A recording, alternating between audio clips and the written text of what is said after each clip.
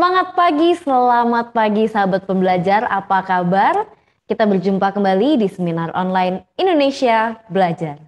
Indonesia Belajar adalah sebuah media untuk belajar yang berisi motivasi, inspirasi, dan pengetahuan tentunya dari para narasumber terbaik di Indonesia. Hadir dalam platform mobile aplikasi yang sahabat pembelajar bisa langsung download di Google Play Store maupun di Apple App Store, ataupun juga bisa klik di website kita di indonesiabelajar.id ataupun melakukan follow juga pada Instagram kami di indonesia_belajar.id. Dan jangan lupa juga untuk melakukan follow pada Instagram Pak Halim @halimciang menggunakan capital J. Oke, dan bagi Anda yang memiliki Facebook, Anda juga boleh sekali untuk melakukan like pada Facebook fanpage kami di indonesiabelajar.id. Dan bagi Anda yang belum masuk ke dalam grup WA, boleh sekali untuk masuk ke dalam grup WA, khususnya untuk grup WA Pak Halim, karena nanti di sana akan ada beberapa informasi, dan bagi Anda yang ingin bertanya pun juga bisa di grup tersebut. Bagaimana cara masuk ke dalam grup tersebut? Anda boleh memberikan nomor WA sahabat pembelajar di kolom komentar, nanti kita akan langsung masukkan ke dalam grup tersebut.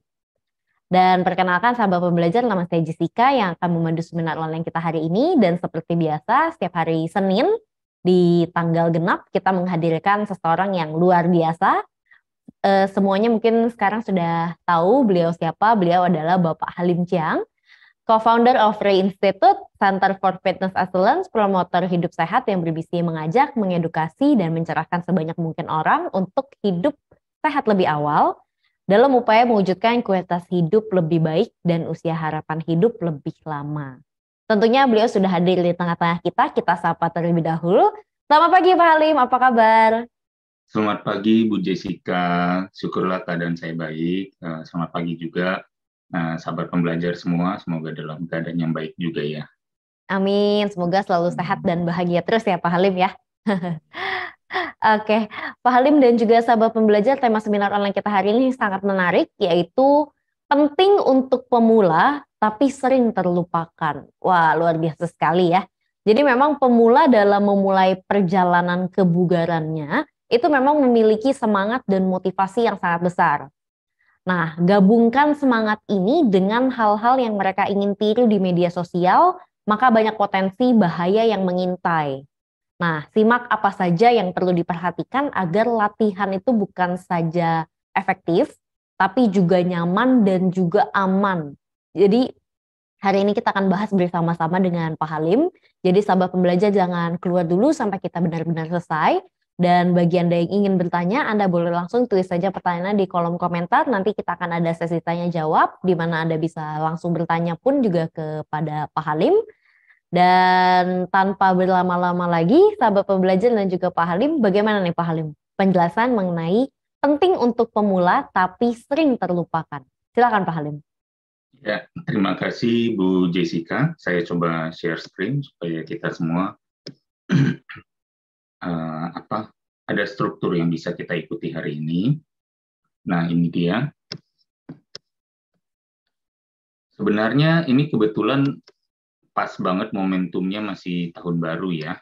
Jadi semua masih mungkin di sekitar kita ada sahabat, kerabat, keluarga yang mungkin masih semangatnya untuk berolahraga gitu. Jadi saya mengidentifikasi bahwa ada sindrom pemula di sini yang membuat orang-orang tuh kayak semangatnya tinggi tapi juga ternyata mereka nggak menyadari akan kemampuan tubuh masing-masing, sehingga tadi yang dibilang ada potensi cederanya atau potensi bahayanya.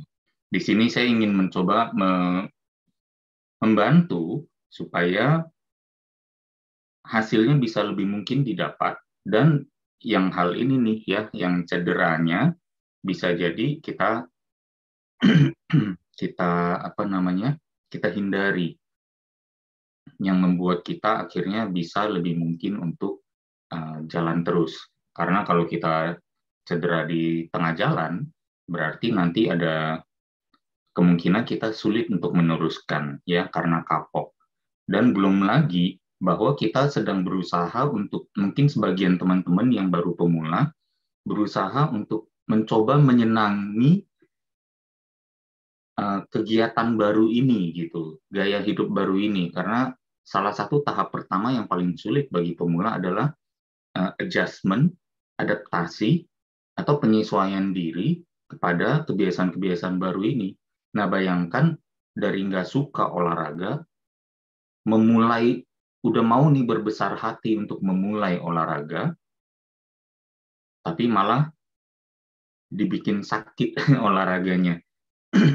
Kalau sakitnya capek, pegel, masih nggak apa-apa. Tapi kalau sakitnya adalah menyicil nih, sedikit demi sedikit, ya, gerusan-gerusan pada persendian, ya, atau misalnya pemaksaan stretch yang berlebih bukan pada otot, atau bahkan malah pada tendon, satu jaringan ikat yang sangat kenyal, yang sangat tough, tapi dipaksa untuk di-stretch dan lain sebagainya. Atau menerima shock yang besar, ya, karena tidak tahu melakukan gerakan yang tepat untuk dirinya. Hal-hal tersebut membuat orang makin nggak seneng nantinya. Aduh, bener kan saya nggak suka olahraga, ada alasan yang tepat. Ini nih, habis olahraga tuh sakitnya itu luar biasa di mana-mana. Jadi ada additional pains di sana yang tidak perlu ada. Yang ini yang saya coba juga untuk, ayo kita singkirkan semua, supaya prosesnya bisa menjadi sedikit lebih menyenangkan, menjadi sedikit lebih fruitful, yang membuat kita, misalnya para pemula pun, lebih mudah untuk continue, lebih mudah untuk konsisten. Karena salah satu penghiburan terbesar bagi para pemula untuk mau meneruskan meskipun tidak menyenangkan karena capek dan sakit dan lain sebagainya adalah melihat hasil. Dengan melihat hasil dan menyenangi hasil yang diraih dari hasil keringatnya, dari usahanya, dari komitmennya, maka kemungkinan untuk dari benci jadi cinta, jadi nggak suka, menjadi suka itu lebih besar, ya. Kita makanya coba lihat apa saja satu persatu ini. Nah ini ya, tidak mengetahui atau mengakui kemampuan awal. Ya, terkadang pemula itu sering sekali melihat semangat, ya, sebagai sesuatu yang harus diikuti. Padahal semangat itu tidak sesuai dengan kemampuan fisik. Gitu. Jadi tidak harus dipatuhi itu semangat, ya. Semangat itu bukan memang selalu akan besar di awal, tapi bagaimana sustain semangat itu menjadi salah satu tantangan. Gitu. It's easy to have huge motivation in the beginning, tapi belakangnya itu yang nanti agak keteteran karena apa? Kemampuan fisiknya ternyata mungkin tidak sesuai atau belum sesuai. Ya, semangat seolah-olah tuntutan dari olahraganya harus tinggi. Give me better challenge, give me higher challenge gitu ya. Berikan saya tantangan olahraga tertinggi yang bisa saya lakukan sekarang padahal masih pemula. Nah, ini yang harus hati-hati ya. Semangat juga ya seringkali tidak sama dengan keinginan untuk cepat mendapatkan hasil ya, karena ya seperti yang tadi saya bilang gitu. Hasilnya itu seolah-olah jauh. Ya, kalau hasilnya seolah-olah jauh, kita jadi lupa dengan menikmati prosesnya. Nah, itu juga yang harus kita pikirkan. Jadi, terkadang karena kita merasa hasilnya jauh, maka kita harus cepat-cepat curi start dengan berolahraga semaksimal mungkin agar mendapat gains yang secepat mungkin supaya lebih cepat sampai ke tujuan, tiba ke tujuan. Nggak perlu buru-buru ya, karena olahraga ini kan memang adalah kebiasaan hidup yang perlu sampai kapanpun, sampai ujung usia, ujung hidup ya. Jadi dinikmati aja gitu, goalnya nanti urusan belakangan. Nanti saya juga akan bahas di poin-poin lain tentang keinginan cepat untuk dapat hasil itu kita bisa switch around. Nah di sini saya ada dua hal ya, dua points, kadar lemak tinggi yang berwarna coklat dan berwarna hijau. Yang coklat itu ya kadar lemak tinggi, power to weight ratio yang rendah. Kalau kadar lemak tinggi mungkin bahasa lainnya juga adalah leanness yang rendah, ya, power to weight ratio yang rendah, strength to weight ratio yang rendah, endurance yang rendah, status kesehatan ya yang harus waspada sudah lampu kuning atau bahkan lampu merah sehingga juga status kesehatannya rendah. Mobility atau kemampuan bergerak dalam jangkauan ruang gerak yang luas, jangkauan gerak yang luas juga rendah. Itu saya jadikan satu aksis, nanti saya akan share ke sahabat pembelajar tentang yang namanya aksis grafik X dan Y, ya, vertikal horizontal, yang nanti sahabat pembelajar bisa lihat kemana nih saya mengarah. Terus di aksis yang lain adalah si warna hijau ini, tuntutan intensitas olahraga yang tinggi, tuntutan kompleksitas gerakan yang tinggi, ya, pengalaman berolahraga yang sedikit, ya, dan pengetahuan yang sedikit. Nah, jadi kita kalau misalnya menjadikan ini sebagai aksis atau grafik tabel, bukan tabel ya, grafik ya. Nah, menjadi seperti ini, ya, exercise intensity, complexity, workout experience, and knowledge. Kita kalau pemula rata-rata di mana? Cukup rendah, ya. Dan kemudian pada saat yang sama, pemula itu leanness-nya bagus nggak? Enggak. Leanness-nya juga rendah. Power to weight ratio-nya bagus nggak? Enggak. Strength to weight ratio-nya sudah tinggi? Belum, masih rendah. Endurance-nya masih rendah juga. Health status kemungkinan masih rendah, ya. Dan mobility juga rendah. Nah, kalau begitu kita melihat di grafik ini, what should we do? Kita mengidentifikasi diri kita di mana. Si pemula itu perlu begitu. Atau minimal trainernya. Kalau si pemula ternyata meng-hire seorang trainer atau seorang coach, trainer dan coach-nya harus bisa mengidentifikasi di mana dia berada. Dan most likely kemungkinan along the black line, ada di garis miring yang hitam ini berwarna hitam. Saya akan cenderung lebih menaruh seorang pemula itu di titik awal, ya, yang paling bawah. Exercise intensity, ya, pokoknya yang di aksis hijau dan aksis coklat ini agak rendah, jadi dia di pojok kiri bawah, ya. Baru nanti kita rencanakan kemungkinannya progresnya seperti apa. Dengan mengetahui hal ini kan,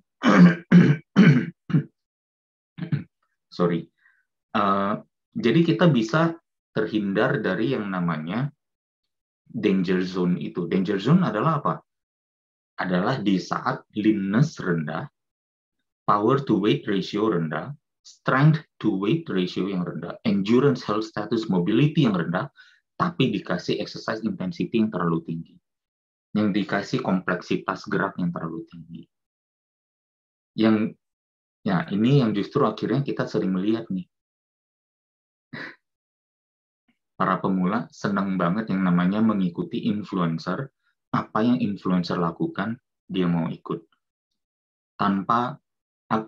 Padahal ingat loh, padahal tahu, padahal sadar, si influencer ini advance. Badannya udah bagus, endurance-nya udah tinggi, leanness-nya bagus, power to weight ratio-nya bagus, strength to weight ratio-nya bagus. Semuanya nilainya sudah tinggi, tapi dia yang nilainya rendah mau mencoba mengikuti gerakan yang sama, pilihan latihan yang sama. Semuanya rata-rata bagi yang mau mengikuti influencer masuk semua ke danger zone.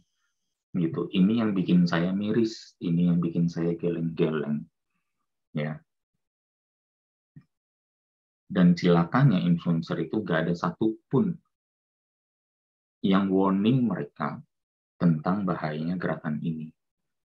Gak ada yang mengatakan disclaimer, mengingatkan, tolong, saya ini sudah advance, ini gerakan-gerakan advance. Gitu. Atau bahkan influencer karena mungkin bermodal follower yang cukup banyak, menjual program latihan, dan waktu memberikan program latihannya, tidak peduli si kliennya seperti apa, karena jualnya online. Penampakan kliennya mungkin bisa tahu, oh ya dia overweight, lingkarnya tinggi dan segala macam. Mungkin dicatat juga dengan masalah lutut dan lain sebagainya. Tapi tetap aja dikasih gerakan-gerakan yang menyakiti lutut, gitu. Tapi at least that's another point, itu isu yang lain lah, ya. Isu di masalah keterbatasan kemampuan dalam memberikan coaching gitu, atau mengidentifikasi gerakan yang cocok kepada klien. Tapi minimal at least be very cautious. Lebih baik berhati-hati, lebih baik berwaspada. terhadap kemungkinan gerakan tertentu bisa membuat cedera, dan karena kita mau mencari, ya saya bukan di sini nggak suka sebenarnya menakut-nakuti seperti itu, tapi di sini kita bisa alihkan kepada saya mau exercise, berolahraga, pengalaman olahraga yang lebih menyenangkan dan lebih mendapatkan hasil, gitu. Ya, sebenarnya karena apa? Urgensi medis saya sudah ada. Misalnya waktu cek darah, medical check up, dan segala macam, hasilnya udah jelek. Karena hasilnya udah jelek, maka kita udah harus sadar bahwa kemampuan kita sudah sangat rendah. To begin with, untuk memulai. Maka untuk bisa mau berprogres dari kemampuan minus, ya, yang seharusnya nih, kalau misalnya sekali membawa hasil medical check up ini ke dokter, itu udah siap-siap mendengar vonis-vonis yang menyeramkan. Udah tinggal satu titik seperti itu, waktu mau workout, waktu mau olahraga, ya harus ada kebijaksanaan di sana, harus ada wisdom di sana untuk ngerem, untuk tahu diri, gitu. Ya, mungkin secara umum orang-orang dengan medical check-up yang jelek, katakan usianya sudah di atas 40-an, 50-an, sehingga mungkin rata-rata secara umum sudah tahu diri. Gitu. Tapi kita juga nggak bisa menutup kemungkinan bahwa ternyata orang-orang tersebut karena mengatasnamakan jiwa saya masih muda loh. Nah, itu yang harus hati-hati. Apalagi yang usianya masih di bawah 40, yang 30-an. Ya. Ini hanya salah satu contoh. Ya, ini adalah gerakan jumping jack. Gambar di kiri, harusnya gambar kanan juga saya baru keluarkan nanti, tapi ini udah keburu keluar ya. Biarkan dia mengganggu di kanan. Tapi perhatikan di sini. Bayangkan ini adalah orang yang fit. Seorang trainer yang fit, kita lihat bahwa badannya cukup punya tone, kadar lemaknya rendah, pinggangnya kecil, otot kakinya juga sudah lumayan. Tapi tetap waktu melakukan gerakan jumping jack ini, dia tidak terhindar dari yang namanya dentuman tubuhnya ke bawah secara vertikal, tapi dalam posisi lutut dan kakinya miring seperti itu. Dari lutut dan ankle. Problem bahkan mungkin sudah bisa mulai ada dari hip atau dari panggul. Bahkan karena dentuman ini sampai ke ruas sendi tulang belakangnya di along the spine juga harus menyerap dentuman ini. Terus dilakukan berulang-ulang, millisecond by millisecond. Ya, tapi kan cuma sebentar, Coach. Yes, justru sebentar itu. Karena apa? Hanya diperlukan yang namanya loncatan dan hentakan mendarat itu. Satu aja, one bad landing and that's it. Gitu. Any of those trainers, kalau di antara kita ya teman-teman, karena ada banyak juga alumni Ra Institute yang mengikuti seminar ini, saya mau challenge kalian, masih nggak ngasih ke klien gerakan-gerakan seperti ini, klien yang pemula.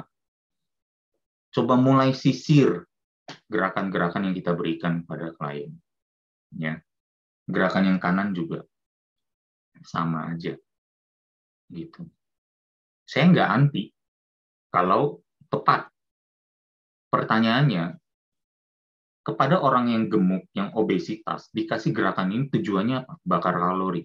Kalau bakar kalori, is that the only way? Is that the safest way? Gitu loh. Jangan hanya karena ini gerakan yang populer, karena trainer lain memberi dan takut si klien ini ngelihat ke trainer lain kayaknya dia memberikan gerakan yang lebih canggih, kamu kasih gerakannya yang itu-itu aja, terus seolah-olah takut dia pergi. Ya karena kemampuan badan Anda, klien, misalnya kemampuan badan seorang pemula, pilihan gerakannya memang lebih terbatas di situ. Baru nanti kalau sudah lebih rendah berat badannya, impact-nya sedikit lebih berkurang, baru nanti ditambahkan gerakan-gerakannya. Gitu ya maksudnya. Jadi mulailah pikirkan bahwa sebenarnya hentakan, dan hal ini juga bisa terjadi di lari. Gitu. Ya saya sudah sering banget yang namanya mendengar, ya bahkan salah satu over the years lah, saya punya banyak klien ya. Klien saya sering banget yang namanya klien saya cancel latihan gara-gara mengikuti ceritanya fun run, ya Car Free Day atau di apa, dan ternyata di sana waktu lari nggak sadar ada jalanan yang bolong, sehingga dia mendarat di yang lebih dalam, ankle-nya bengkak. Kemudian dia juga lari, atau misalnya ada lagi yang ternyata jempolnya sakit atau jari-jari kakinya. Karena apa? Waktu lari ternyata ada konblok yang nongol, atau ada akar pohon. Akhirnya dia harus jatuh. Kalau nggak tersengkat, ya berarti mungkin mengalami benturan pada jari kakinya. Kayak, sorry to say ya, maksudnya receh banget gitu loh, ini harus terjadi. Gara-gara pilihan gerakannya, maunya itu karena itu populer. Everybody is doing it, why not me? Seolah-olah begitu. Ya, saya harus move on lagi, ya, karena ada banyak yang ini harus saya jelaskan. Jadi usulan solusinya apa? Ketahui kondisi medis awal. Sadari bahwa kemampuannya memang rendah, ya, melalui fit test, ya, kemampuan melakukan gerakan-gerakan tertentu, ada keluhan mana nanti bisa dites. Lalu pilih kegiatan yang low impact pada persendian. Yang dilakukan full mendarat dulu tanpa harus melompat-lompat, loncat-loncat. Ya. Lakukan kegiatan dengan lambat, halus, dengan seimbang, penguncian perut dan pinggang, serta sinkronisasi gerakan dengan nafas. Jangan tahan nafas, nanti tekanan darahnya naik. Ya. Mulai dengan pengerahan fisik di 50-60% dari maksimal dulu. Yang nggak harus 100%. Nggak harus ikut kata-kata motivasi atlet-atlet yang bilang, every time I'm on the pitch, I give 110%. Setiap kali saya ada di arena pertandingan, saya memberikan kepada tim saya 110%. Itu seolah-olah dijadikan motivasi, padahal kemampuan badan cuma di 50%. Ikuti kemampuan badan, atau ikuti motivasi dari orang yang nggak pernah melihat kita, yang tidak pernah tinggal di dalam tubuh kita. Make the choice. Ya, gunakan alat bantu, misalnya seperti smartwatch. Ya, sebaiknya berolahraga secara individual, bukan dalam grup, apalagi dalam setting yang kompetitif. Contoh futsal, contoh bulu tangkis, ya. Contoh basket. Sudah berapa banyak kita dengar cerita tragis. Si ini meninggal habis main bulu tangkis. Gara-gara apa? Ngejar bola. Taruhan, yang kalah bayar minum. Ironis dan tragis. Ngejar bola, ya waktu futsal. Berolahraga dalam grup, terutama setting kompetitif, ya, di mana ada taruhannya. Tempo permainan bisa jauh lebih tinggi dari kemampuan badan. Hati-hati di sana, ya. Dan terkadang bagi yang tahu diri aja, bilang, aduh saya udah nggak kuat deh, kamu masuk gantiin saya. Di saat itu pun masih banyak fatality yang terjadi. Nanti yang salah olahraganya. Bukan ketidakmengertian akan kondisi tubuh, bukan si pelakunya. Don't blame the game. Blame the player. Ya. Lanjut ke yang kedua. Keliru mengartikan lebih baik dari diri saya yang sebelumnya. Dan yang ketiga, terlalu fokus pada progres hasil, melupakan progres proses. Berapa kali kita melihat, ya more is better. Harus lebih berat. Setiap latihan harus lebih berat dari sebelumnya. Harus berlari lebih jauh. Menempuh lebih jauh.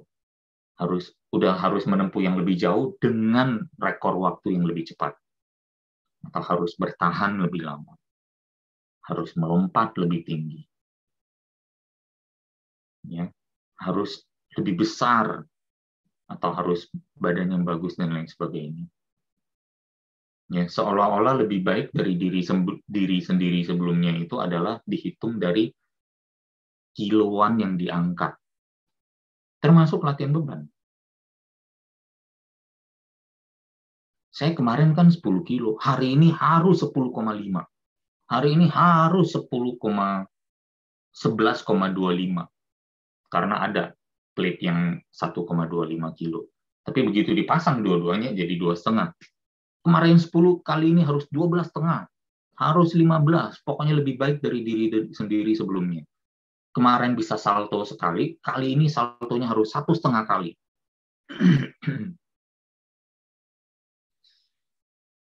Miris juga, ya. Jadi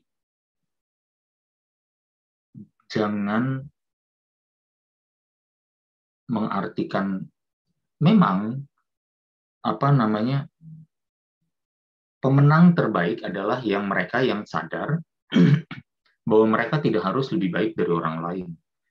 Mereka harus baiknya adalah lebih baik dari diri mereka sendiri yang sebelumnya. That's true. Tapi patokannya yang tidak harus menggunakan parameter-parameter seperti itu. Gitu ya. Parameternya apa dong? Ya, ini coba kita lanjut lagi ke yang nomor 4. Menggunakan parameter yang keliru. Medical check-up lah yang dipakai. Sure, untuk sementara ini parameter yang bagus. Ya, karena dia adalah parameter kesakitan dan rata-rata yang mulai olahraga baru mau mulai setelah divonis tertentu. Jadi baru dia mulai mau olahraga. Kemudian setelah olahraga kan pasti dong, saya nggak mau rugi, saya udah olahraga, saya pas medical check up harus ada yang biru, gitu, nggak boleh ada yang merah lagi. That's true. Olahraga memang banyak manfaatnya, manfaat kesehatan. Mengatur pola makan juga demikian, ya. Tapi itu bersifat sementara. Kalau kita udah sehat, semuanya sudah biru, tanpa menggunakan medikasi, dan purely 100% dari lifestyle kita sudah bagus. Check up 1, check up 2, check up 3. Udah biru nih, 3 kali aja biru. Buat saya udah cukup, nggak perlu lagi. Karena apa? Selama kita menjalankan pola hidup ini, kita udah tahu hasilnya dari 3 kali check up udah bagus. Jadi selama gaya hidup sehat ini kita masih teruskan dan jalankan, udah tinggalkan kebiasaan MCU itu. Ya. Karena kalau kita lestarikan terus sampai ke seterusnya, yang ada adalah mulai mencari apa yang salah di badan kita. Dan dari situlah bisnis mereka dimulai. Ya. If you keep finding what's wrong with your body, sooner or later you'll get one. Cari terus aja, pasti nanti kena. Ngapain? In the name of apa? Deteksi dini. For me, enggak. Mungkin saya ekstrim. Ya. Tapi ya demikianlah adanya industri tersebut. Harus diakui. Dan sudah diakui juga oleh pelaku di industrinya, ya. Sama, kemudian kalau sudah bagus, biasa peningkatan performa terjadi. Hati-hati, peningkatan performa belum tentu tidak selalu sama dengan peningkatan kesehatan. Saya bisa mengangkat lebih berat hari ini daripada dulu. Berarti saya hari ini lebih sehat daripada dulu. Saya bisa berlari 10 km dengan waktu yang lebih cepat. Berarti saya lebih sehat dong. Belum tentu. Banyak peningkatan performa, parameter peningkatan performa berdasar dari kemampuan otot untuk bergerak lebih efisien. Adaptasi, ya, kapasitas bisa lebih meningkat, ya, belum tentu karena jantungnya lebih kuat, karena badan bisa berlari lebih efisien,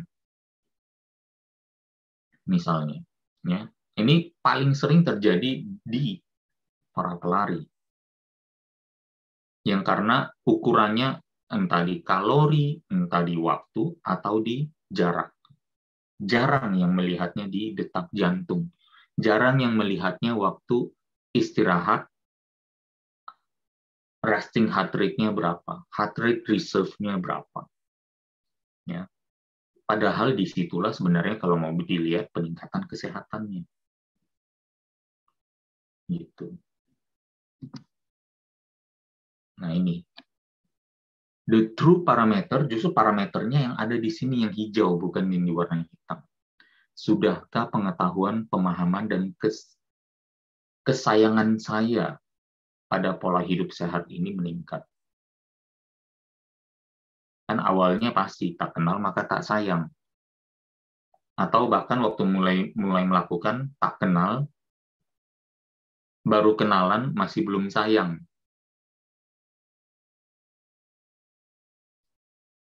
Ya. Jadi progres itu tidak harus dengan parameter-parameter yang misalnya tadi lebih berat, lebih lama, lebih tinggi, lebih cepat. Dan itu tidak selalu identik dengan peningkatan kesehatan juga. Esensinya selalu ada di sehat. Ya, kalau esensinya hanya ada di kadar lemak pun belum tentu sangat tepat. Karena apa? Ada yang bisa nanti penurunan lemak tanpa peningkatan kesehatan. Seperti apa? Operasi sedot lemak. Ya. Atau misalnya seperti apa lagi? Menggunakan obat-obat, bahkan sekarang banyak banget. Ada ibu-ibu dengan trainer, dia nggak tahu dikasih apa, dia cuma dibilang fat burner, ternyata obat itu waktu dikonsultasikan ke saya adalah obat asma. Asma nggak punya, tapi pakai obat asma. Dan dinamakan fat burner sama trainernya. Tanpa sadar banyak sekali klien bahkan menjadi drug user karena itu. Hati-hati. Ya. Do it naturally, tambah pengetahuan kita, tambah pemahaman kita, sehingga dari pemahaman, seperti Mas Adi sering bilang, adalah akar dari kepatuhan. Kepatuhan apa? Adherence. Adherence to the healthy lifestyle. Adherence to doing what's right and what's needed. Olahraga yang tepatnya seperti apa? Ngatur pola makan yang tepatnya seperti apa? Adherence untuk apa? Waktunya istirahat, saya mau tidur. Karena saya tahu dampak kurang tidur itu apa. Karena saya tahu dampak kalau cukup tidur itu nikmatnya seperti apa. Sehingga saya menyayangi tubuh saya menyayangi proses yang ada. Saya menyayangi kebiasaan-kebiasaan yang baik untuk saya. Ya, jadi usulan solusinya adalah apa? Progres terbaik ternyata ada di perbaikan proses. Ya, how much better can you improve dalam olahraganya, dalam hal sesederhana deh. Ya, kita nggak perlu lihat di hasilnya, kita lihat di ininya dulu nih. Kebayang nggak bahwa ternyata contoh-contoh ini berbeda banget? Ini adalah, saya bilang parameter. Kebayang nggak parameter di usulan solusi ini? Berbeda dengan parameter yang tadi lebih tinggi, lebih berat, lebih cepat, lebih lama, lebih jauh, lebih kuat. Beda. Mereka di hasil oriented, ini proses oriented. Ya, apakah olahraga saya sudah cukup sering? Oh iya ya, saya ceritanya dong ya, sudah 5 tahun, 10 tahun nggak pernah olahraga.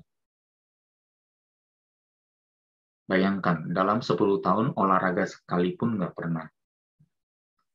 Terus tiba-tiba, di 1 bulan ini, waktu saya memulai olahraga dengan kesadaran saya 2023 harus lebih baik.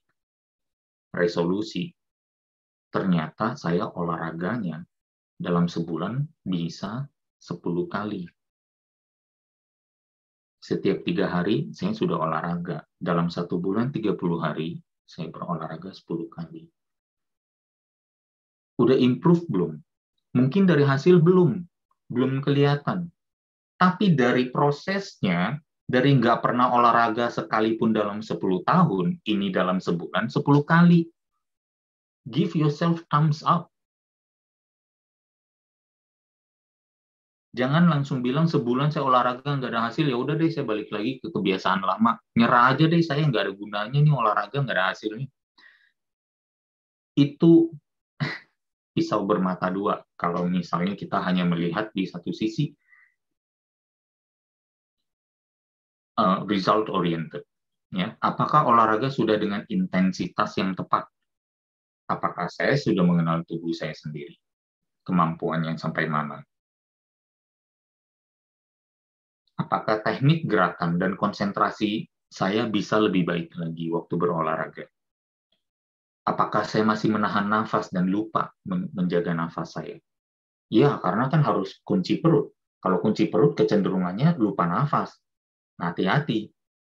Oh ya udah, saya harus tetap nafas sambil kunci perut. Berarti diperlukan apa? Konsentrasi. Waktu berolahraga, apakah konsentrasi itu sudah bagus atau sudah meningkat? Apakah ada komponen pola makan dan istirahat yang bisa saya perbaiki? Oh iya ya, saya masih suka nih nonton bola ya di jam 2 pagi. Minimal kalau ada yang seperti itu, mboknya tidurnya lebih awal supaya nanti setelah nonton bola bisa tidur lagi. Misalnya diperbaiki atau find your way around, atau memang udah nggak ada tawar-menawar, mau nonton nggak nonton, bukan soal mengutamakan nonton, berarti harusnya baiknya tidur aja, itu lebih bagus lagi. Apakah saya melakukan ini didasarkan pada takut sakit, ataukah sudah pelan-pelan berubah menjadi mensyukuri nikmatnya sehat? Find the change within you seperti itu. Mindset. Dari mindset baru di hati kita ngomong apa terhadap gaya hidup sehat ini. Iya makin sayang, kan gitu ya. Apakah cara pandang saya terhadap kebiasaan hidup sehat ini sudah berubah dari melakukan keharusan dengan bersungut-sungut menuju ke look forward pada tantangan di sesi latihan selanjutnya, sesi latihan berikutnya. Coba menggunakan usulan solusi saya di sini parameternya proses oriented daripada result oriented, and see how far atau how consistent you can actually push yourself. Ini yang justru membuat peluang konsisten lebih besar, sehingga kita tidak cepat-cepat menyerah. Usulan solusi berikutnya adalah gunakan parameter sehat, seperti komposisi fisik, kapasitas jantung, kualitas tidur, ada body age, ada fit score, dan lain-lain. Sesudah poin 2, 3 tadi diperbaiki yang di sini, 2 dan 3 ini diperbaiki, ya, parameter sehat di atas bisa dijadikan patokan. Ya, kemudian baru tambahkan dengan perbaikan kesehatan di area lain. Seperti apa? Emotional, mental, spiritual. Ya. Karena rasa hati yang tenang itu berasal dari kejujuran diri menjawab pertanyaan-pertanyaan tadi. Ibaratnya nurani kita tidak terusik. Our conscience is clear. Dan di saat itu, berapa banyak dari perbaikan kualitas kesehatan kita ternyata memberi plus point nilai-nilai tambah kepada kesehatan emosional, mental, dan spiritual kita. Tanpa kita sadari, ternyata orang yang lebih fit, lebih mampu meditasi lebih lama. Orang yang lebih fit, yang lebih bugar, ternyata dalam doanya mengucap syukur lebih banyak. Orang yang lebih fit, ternyata lebih produktif dalam kegiatan sehari-harinya. Bekerja bisa lebih efektif, sehingga lebih cepat selesai, dan akhirnya ternyata lebih banyak waktu untuk keluarga. Dan dari sana mood-nya menjadi lebih bagus. All these things, parameter yang bagus untuk kita miliki, atau untuk kita lihat, untuk kita ukur, untuk kita fokuskan, daripada parameter-parameter yang lebih berat, lebih lama, lebih tinggi, lebih cepat, lebih kencang, yang seperti itu. Ya. Yang kelima adalah biasa, ya, ingin instan, tidak ada plan jangka panjang. Dalam arti apa? Ya ini. Banyak sekali yang karena fokusnya ada di penurunan lemak, misalnya. Aduh, udah turun belum ya? Kok nggak turun-turun? Ya, karena mungkin kebetulan ototnya juga lagi naik. Dan karena otot naik dan hidrasinya minum air banyak, yang menjadi bagian dari perbaikan pola hidup, dulunya kurang minum, sekarang cukup minum, ternyata airnya masuk ke dalam otot. Dan di dalam pengukuran mesin-mesin itu, air yang di dalam otot itu dihitung sebagai komposisi otot yang meningkat. Komposisi otot meningkat, lupa dilihat. Yang dilihat adalah lemaknya nggak turun-turun. Terus dirasa, waduh, saya malah naik berat badan saya. Parameternya keliru. Atau bahkan ada yang merasa hanya karena parameter di timbangan, lemak turun, otot naik, dipikir timbangannya sama aja, padahal di dalam sedang terjadi perbaikan yang luar biasa. Nah, belum lagi kalau ternyata apa? Yang dipikir adalah, aduh, saya pengen program ini 3 bulan cepat-cepat selesai.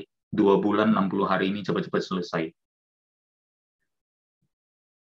Nanti kalau udah selesai, saya udah dapat badan barunya, saya bisa merayakan, dan saya sudah meninggalkan, saya bisa meninggalkan ini, Saya bisa meninggalkan penderitaan ini, misalnya. Ya, hati-hati. Karena apa? Nggak ada plan jangka panjang. Mikirnya adalah fokusnya cuman penderitaan 2 bulan ini harus cepat-cepat selesai. Coba lihat perbedaannya. Sudah berapa lama kenaikan lemak ini terjadi? Sudah sejak melahirkan anak pertama sih. Berarti katakan waktu itu umurnya 26 tahun atau 27. Sekarang umurnya berapa? 47. Berarti sudah 20 tahun. Menumpuk lemak. Baru olahraga 2 bulan. Terus udah tanya, kapan penderitaan ini berakhir? Kalau ibu, bapak, betah naik lemak 20 tahun, tolong ya dibetahin juga. Upaya memperbaikinya 2 tahun lah minimal. 1/10-nya, 10%-nya. Ya, jangan terlalu unfair kepada diri sendiri. Sudah berapa lama obesitas ini berlangsung? Sudah berapa masalah medis ini muncul? Sudah berapa lama keluhan ini, sakit pinggang, sakit lutut, migrain, ya, asam lambung, perut kembung dan keras, konstipasi, sering sesak nafas, sleep apnea, tidurnya sampai ngorok terlalu kenceng, kualitas tidur buruk. Sudah berapa lama ini terjadi? Tolong kasih waktu. Karena apa? Dimulainya aja kan dari kondisi minus. Katakan 0 itu adalah kondisi kesehatan terminim, kemudian minus itu udah tambahan sakit, penyakit yang muncul. Kasih waktu. Ya, buat ini jangka panjang. Ya.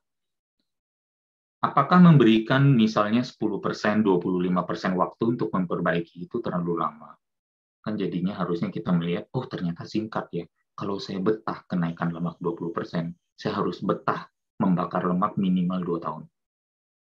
Jadikan 2 tahun ini akar untuk membangun pohon kebiasaan baru, badan baru.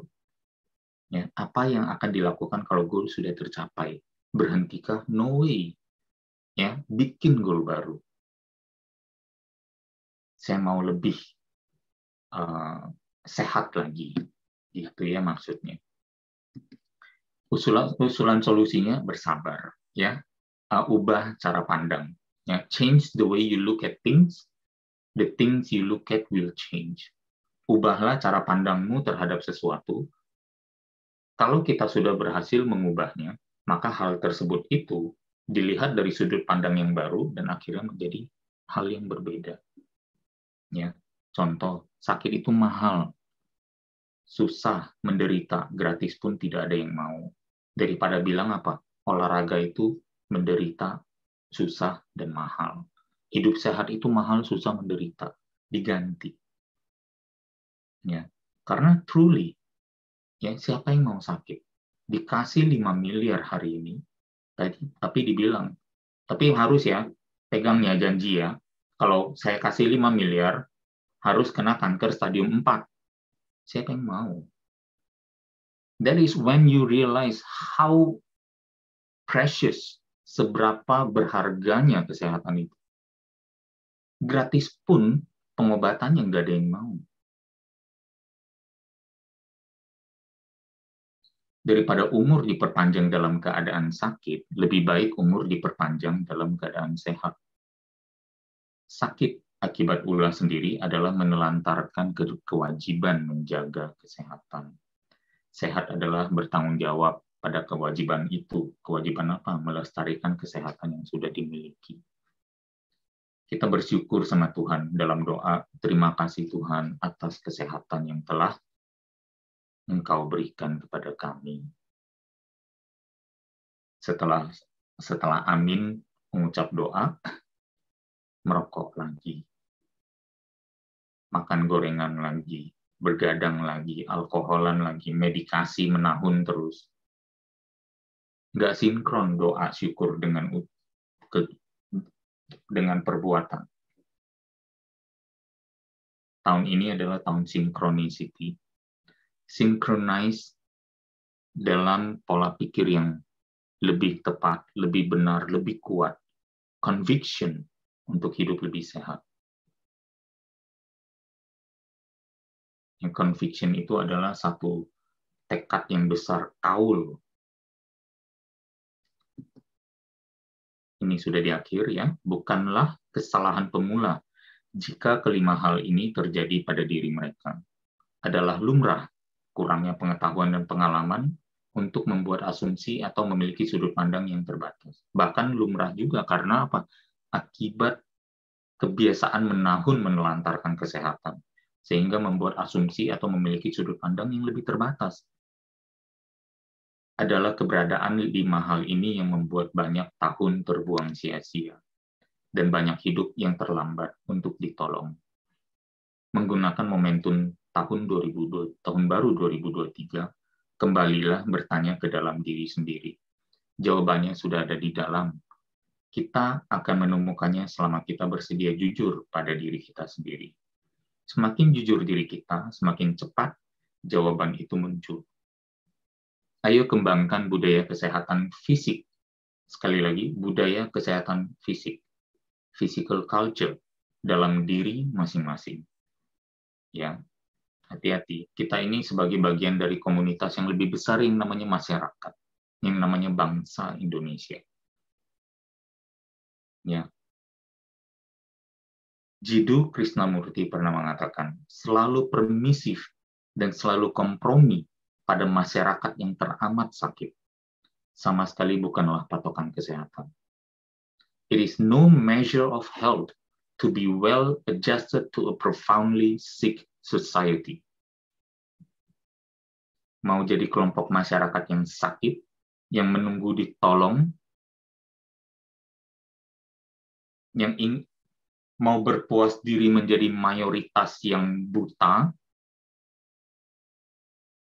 mayoritas yang bermindset sempit terhadap kesehatan, atau setiap dari diri kita mengambil tanggung jawab kesehatan itu. Agar kita satu persatu membentuk yang namanya masyarakat dan bangsa Indonesia yang sehat dan kuat. Sehingga tidak mudah untuk ditakut-takuti untuk mengulang pengalaman 3 tahun terakhir ini. Siapa yang mau 3 tahun ini, terakhir ini, terulang kembali dalam pandemi baru? Kalau nggak ada, tanggung jawabnya ada di diri masing-masing. Mungkin gitu ya dari saya.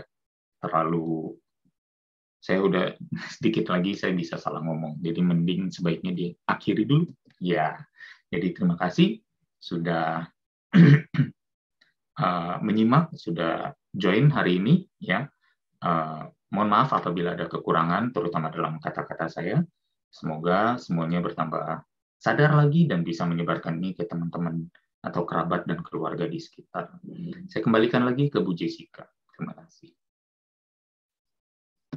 Luar biasa, terima kasih atas pencerahannya hari ini Pak Halim, luar biasa sekali. Dan betul kata Pak Halim ya sahabat pembelajar, mumpung kita ini masih Januari dan masih walaupun sudah mau akhir bulan, tapi tetap aja kita harus mulai dari sekarang karena kita sudah disadarkan oleh materi Pak Halim hari ini ya.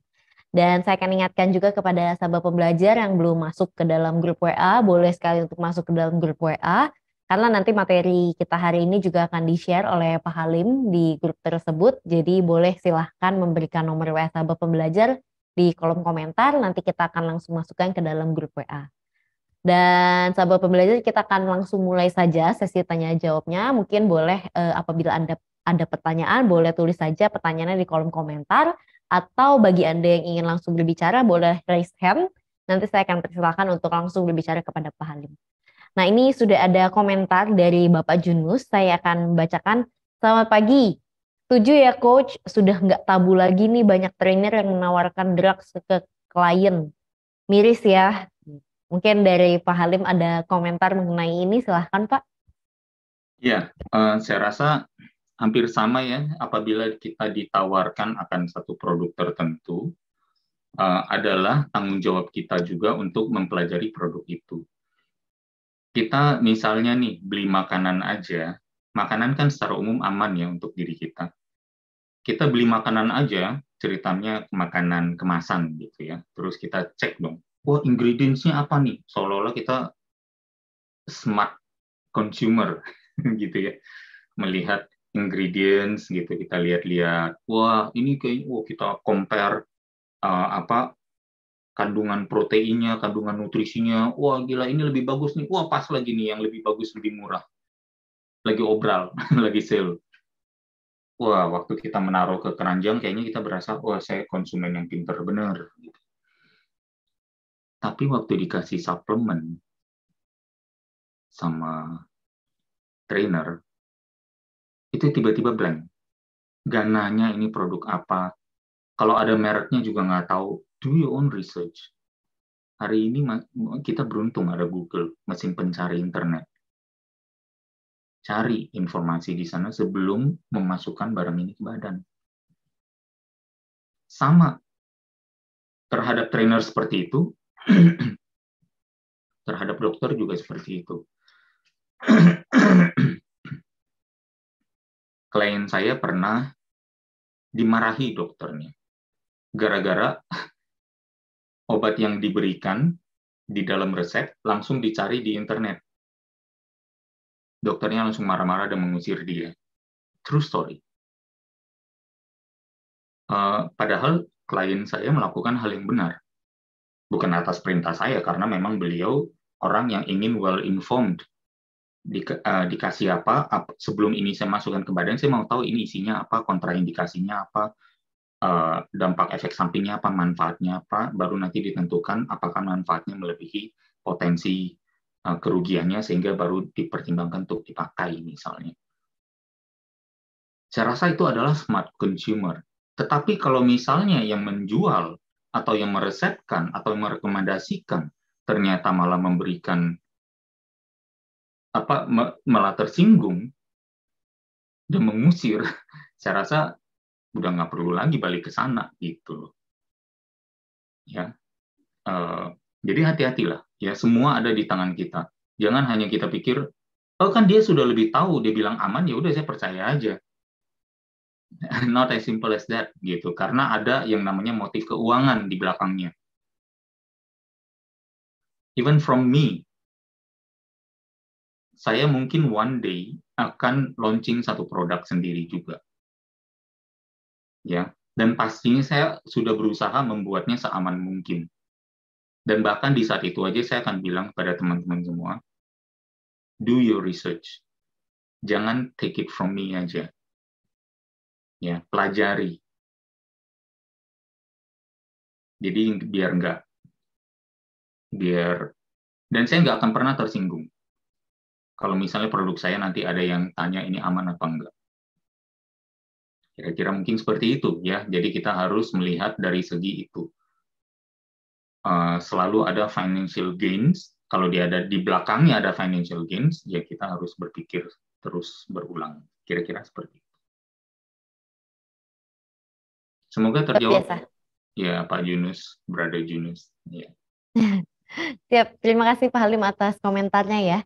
Apabila Pak Junus masih ada pernyataan atau pertanyaan, boleh sekali untuk diberikan di kolom komentar ya. Nah ini juga sudah ada dari Bapak Bobby Hendy.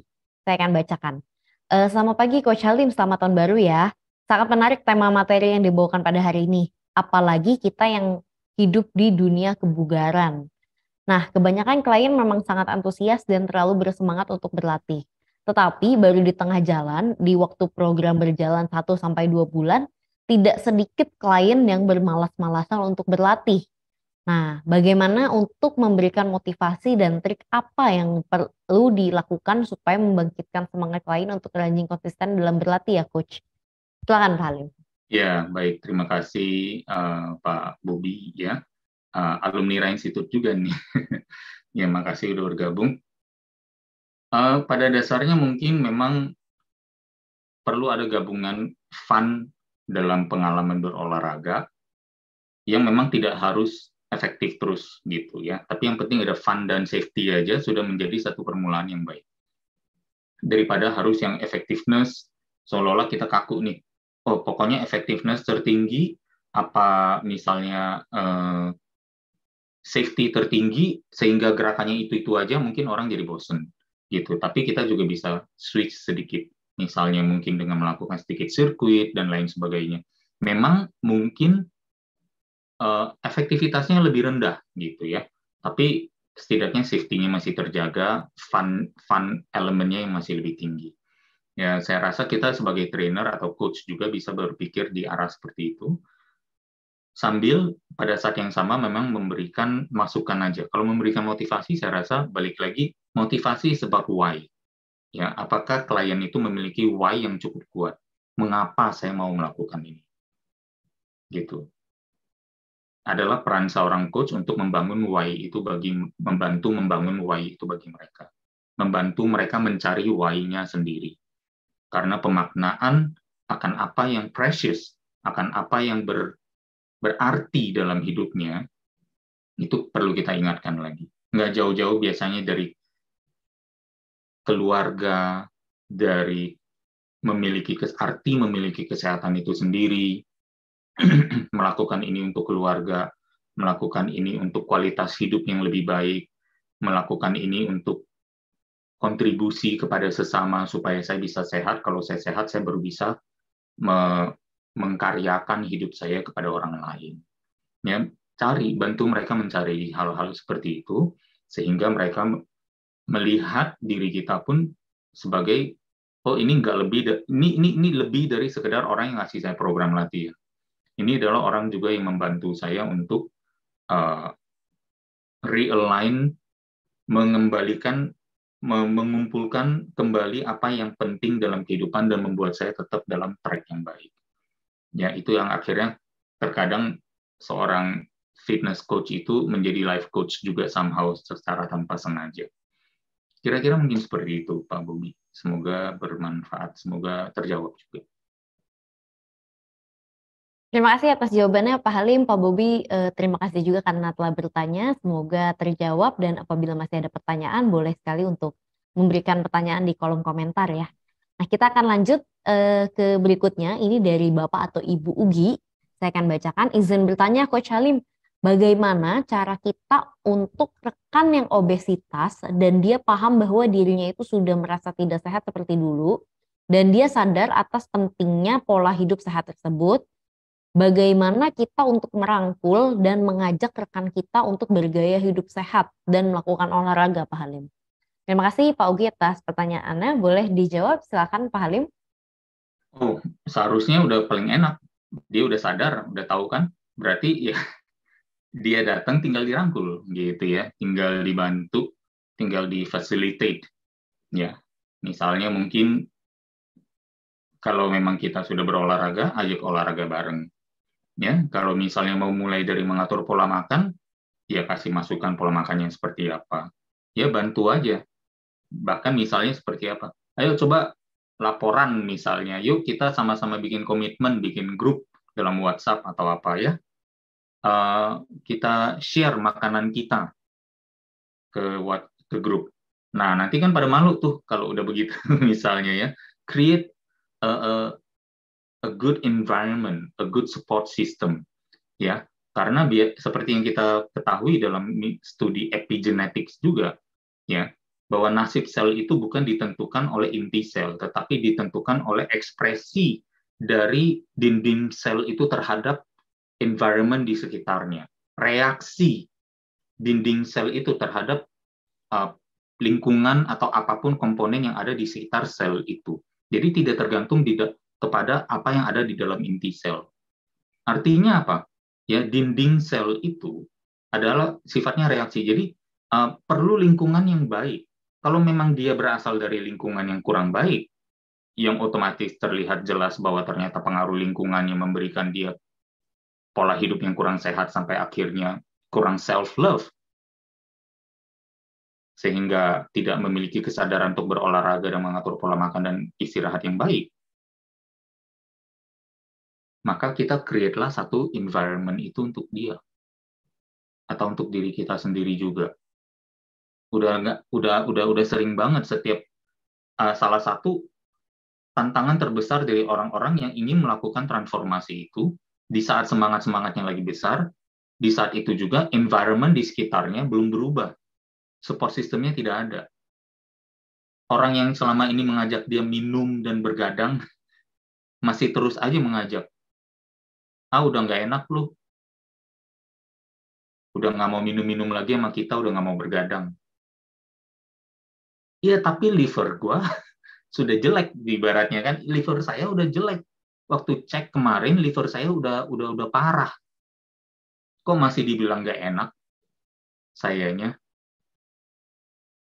Terus dia pas mau melakukan perubahan, dia merasa lonely kesendiriannya. Perlu ada yang namanya support system baru di sana. Kalau ada yang datang kepada kita seperti itu, let's start that way.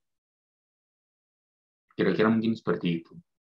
Ya, ingatkan, bahkan ada slide nanti kan, karena slide ini dibagikan, bagikan ke mereka. Ya, ajak mereka mungkin ikut Indonesia Belajar terus setiap 2 minggu, siapa tahu ada tips baru. Nonton di channel saya, misalnya nonton di channel Indonesia Belajar, channelnya Mas Aderai, Dunia Aderai, banyak. Atau bergabung pada komunitas-komunitas teman-teman sekolah dulu, yang karena biasa kalau teman sekolah dulu berarti seumuran, ya, atau bahkan dengan pasangan, karena biasa dengan pasangan akhirnya saling mendukung dan ada kekuatan. Apapun itu, ya, be resourceful, ya, milikilah, berpikirlah kreatif dan menjadi dengan jiwa yang penuh sumber daya, sehingga pilihan itu menjadi banyak. Kira-kira seperti itu. Terima kasih Pak Halim, semoga terjawab ya Bapak atau Ibu Ugi. Nah, kita boleh lanjut lagi ke berikutnya. Ini ada dari Ibu Natali. Ibu Natali Aneka. Pagi Coach Halim, tadi dibahas sedikit salah satu tentang indikator sehatnya dari heart rate istirahat.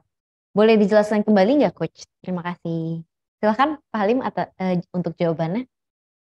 Iya, heart rate saat istirahat terutama biasanya jantung, kekuatan jantung dilihat dari daya pompanya.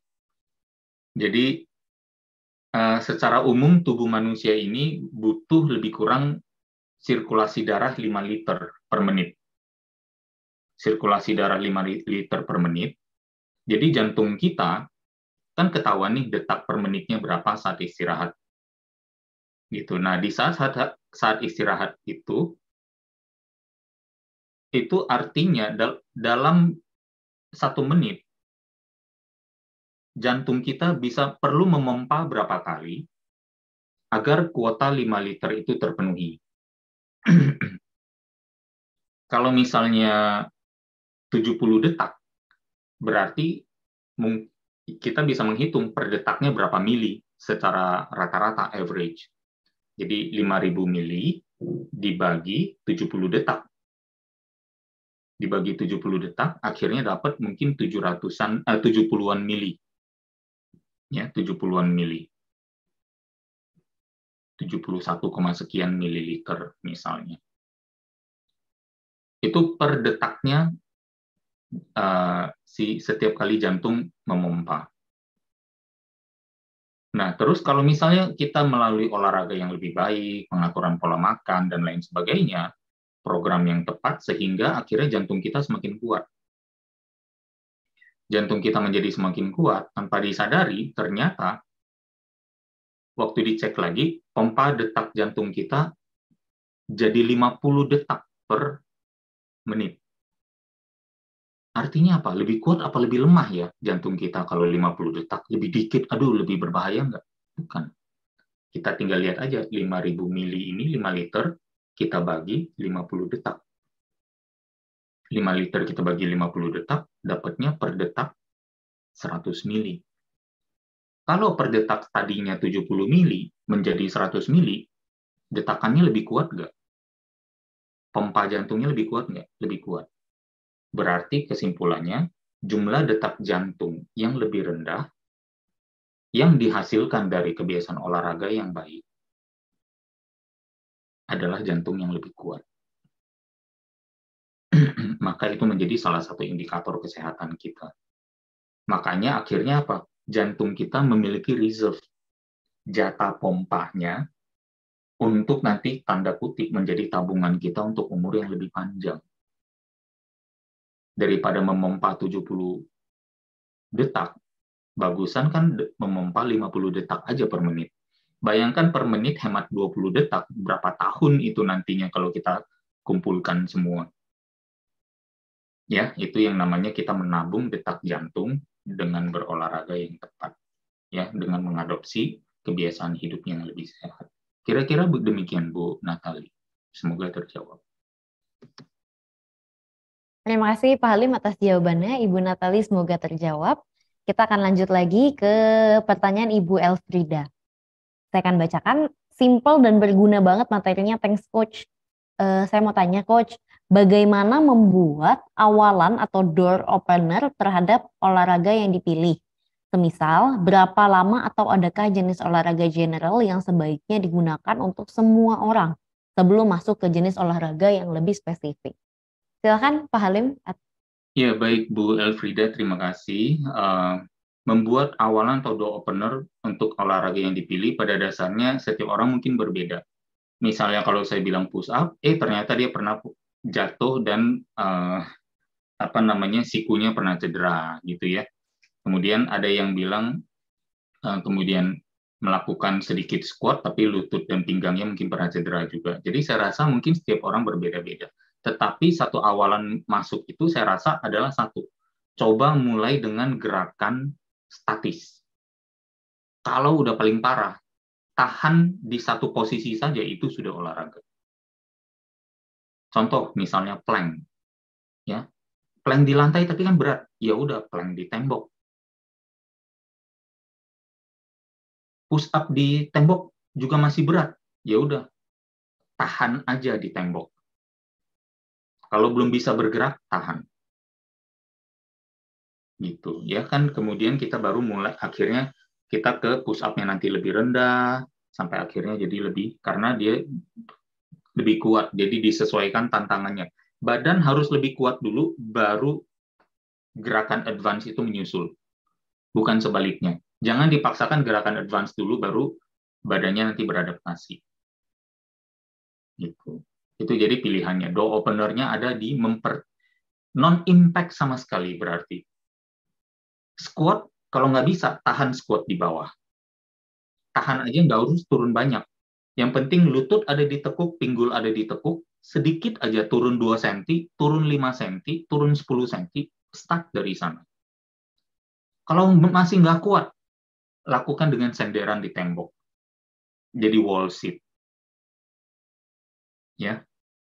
Kalau nggak kuat, dumbbell sekilo pun, pakai botol minum. Botol minum 600 ml berarti hanya 0,6 kilo. Kalau botol minumnya masih terlalu lebih berat, minum dulu sampai botol minumnya hanya setengah, jadi 300 mili, itu berarti hanya 3 ons. Ya, jadi anything as long as they move, non-impact.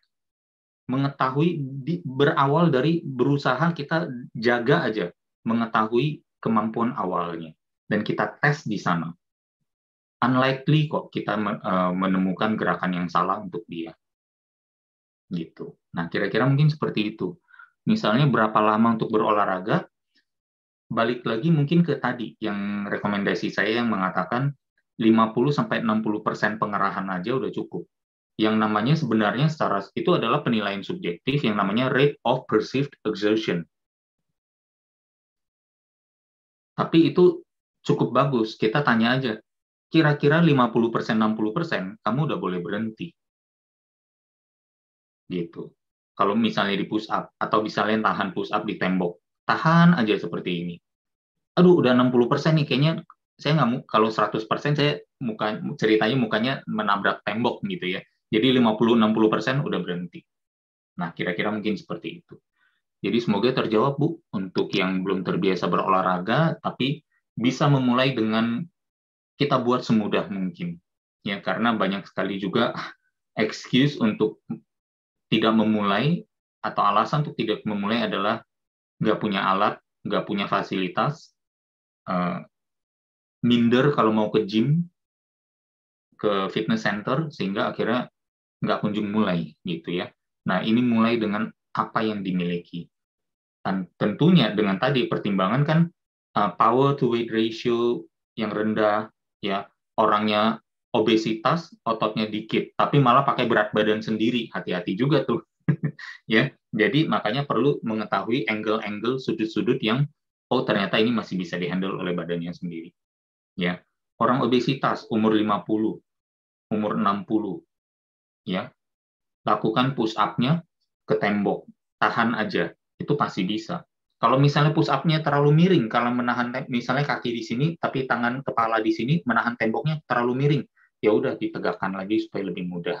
Kira-kira seperti itu. Maksudnya mengganti sudut itu seperti itu. Semoga terjawab, Bu Elfrida. Terima kasih Pak Halim atas jawabannya, semoga terjawab Ibu Elfrida. Dan ini juga sudah ada komentar dari Ibu Naomi, saya akan bacakan. Thank you Coach, setuju untuk stay konsisten dan fokus pada progres saja. Saat dijalani dengan pertemanan, hati malah hasil menjadi konsekuensi ulah perilaku kita.